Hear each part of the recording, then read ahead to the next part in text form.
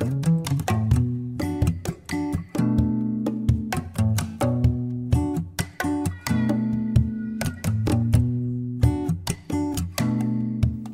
Roberta Lombardi, owner of The Elegant Occasion.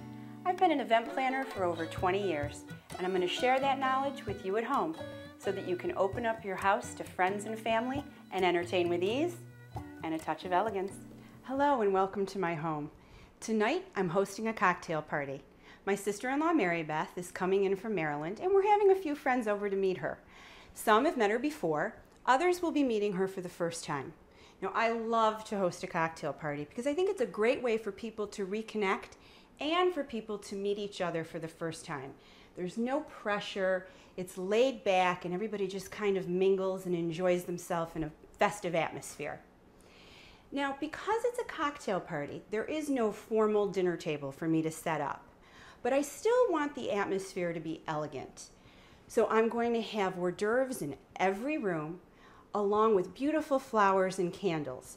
Again, just setting that comfortable yet elegant atmosphere. So the first thing I want to do today is start with my flowers.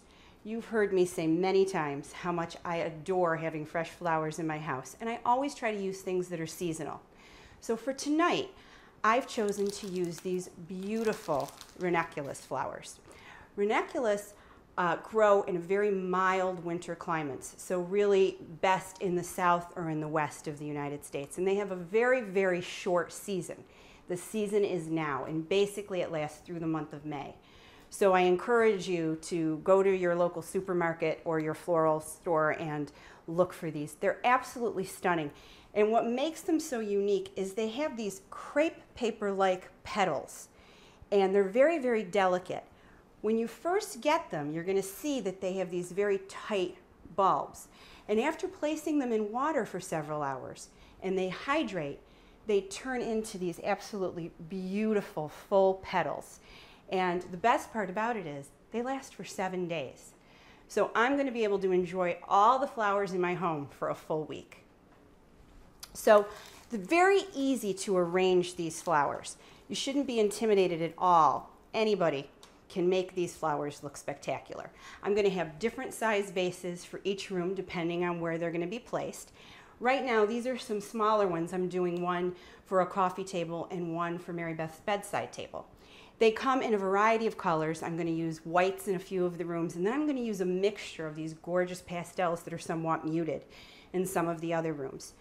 So they come with this leafy part, and you want to take off some of the leafy part if you're going to be putting them in a tall vase. Now these are short, okay, these two vases, so I'm just going to cut with a flower cutter. You could use a scissors if you want, on a diagonal, and I'm going to peel off the leafy parts so that it doesn't turn the water green. And I'm going to place them in the bowl, just kind of mixing, alternating the colors. And they will open up in a matter of 5 or 6 hours. They'll be absolutely stunning. They first start out, they bend over the bowl, and as they hydrate, they start to stand up. And I want to show you what one looks like when it's had a few hours. Look at this. I did these much earlier this morning, and just look at how stunning they are. You see the layers, almost like tissue paper, that's making these layers of these beautiful bulbs. Exquisite. So I'm going to finish making up these two centerpieces, and then when I come back, I'm going to talk to you about the menu. Got an incredible array of food. See you in a minute.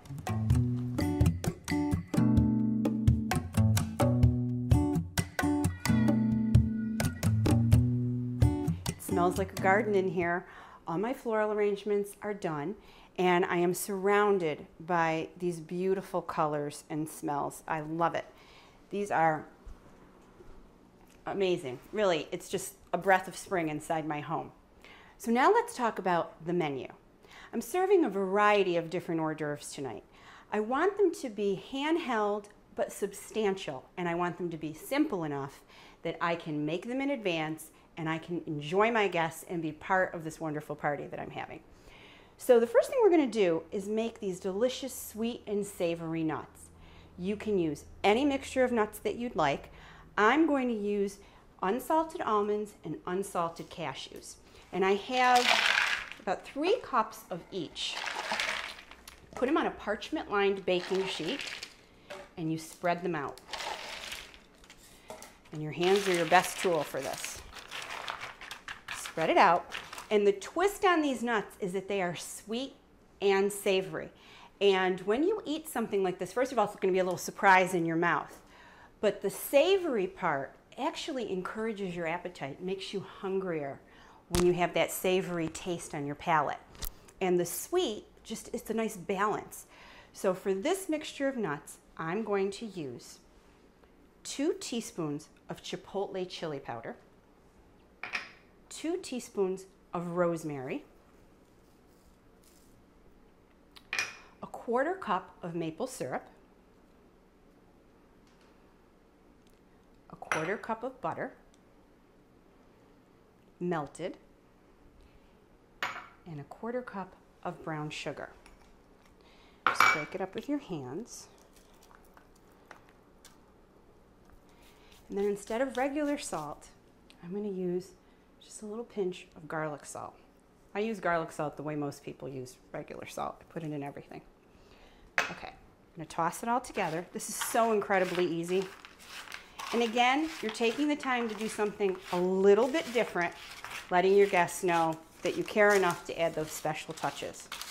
So just mix this all together, and it's going to go into the oven on 375 degrees. They only take about 10 to 12 minutes, and you should watch them because it will go quickly, and if they go too far, they're going to kind of get a charred taste, and you don't want that. You'd have to start over. So now they're all mixed. I'm going to put them in the oven, and halfway through, I'm going to toss them again, just to make sure they're all getting roasted evenly. That's all there is to it, and they're absolutely delicious. So let's put them in the oven.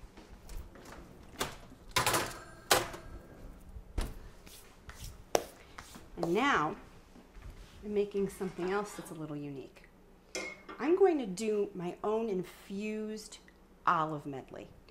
You buy whatever olive mix you like, unseasoned at the store. And then right here in this pan, I've got 1/4 cup of olive oil that has some garlic that I've browned.